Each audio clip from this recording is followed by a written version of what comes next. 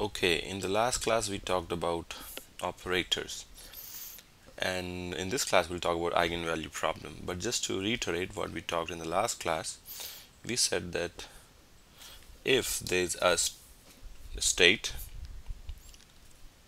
psi and we operate it by a vector by an operator A, then we get a new state psi prime, and all the time psi and psi prime belong to the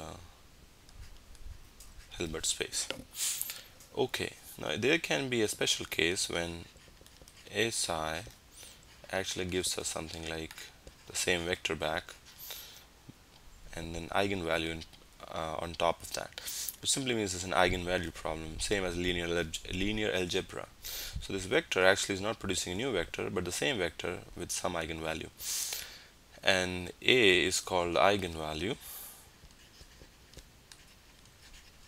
and psi is called the eigenfunction or the eigenvector.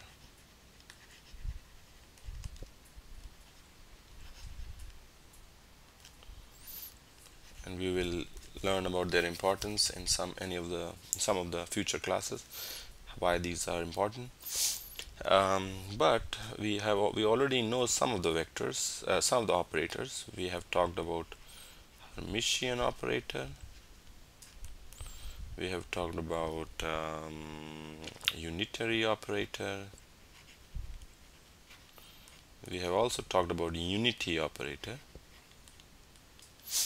Now, talking about eigenvalue of Hermitian operator, if you pay attention to this particular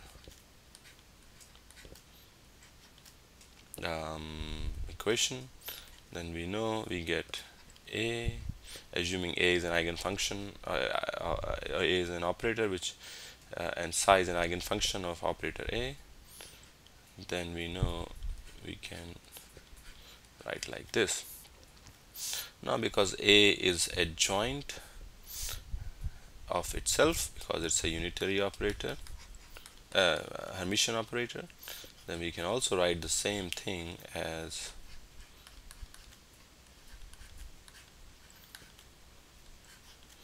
and that gives us, because A prime is same as A, and that tells us that A is same as A star, which means A is real. That's one important property of unitary operator.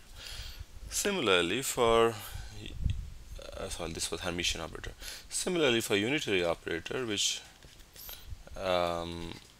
also satisfies this condition, we'll find that the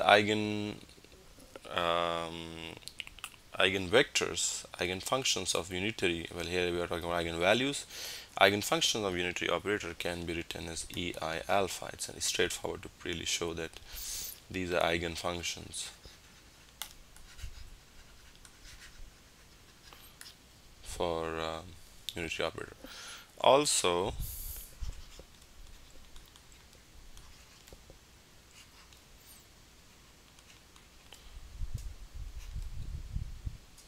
the unit operator, which we said equal to 1, has eigenvalues 1, which can also be proved. Now this is a unit operator, and these psi-n's are orthogonal and they form a complete set, and any eigenfunction can be written as a linear combination of these psi-n's. Moreover, there is one more one more operator we did not discuss in the last class, is the projection operator. This is projection operator.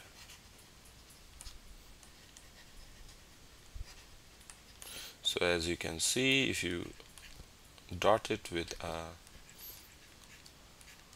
state phi, this gives you a number or a complex or real number, and this new state, as you can see, has been projected to psi.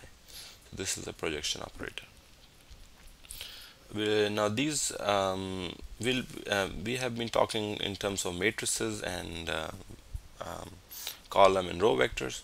In the next class, we'll talk about operators in infinite dimensions, when the variable x, or the variable which is defining the eigenfunction, that's the word we use, because it's a function of some variable, is continuous in nature. It's not really discrete. So we'll talk about operators in infinite dimension in the next class.